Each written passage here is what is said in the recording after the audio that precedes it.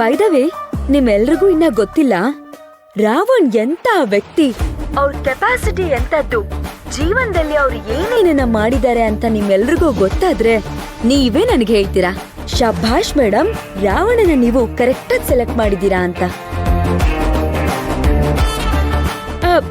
ಅದಕ್ಕೂ ಮುಂಚೆ ನಿಮ್ಮೆಲ್ರಿಗೂ ಒಂದು ತುಂಬಾ ಇಂಟ್ರೆಸ್ಟಿಂಗ್ ಆಗಿರೋ ವಿಷಯನ ತೋರ್ಸೋದಿದೆ.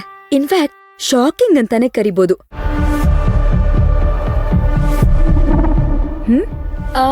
ಅದ್ರ ಫುಟೇಜ್ ನಾನು ನಿಮಗ್ ತೋರಿಸ್ಬೇಕು, ನೋಡೋಣ.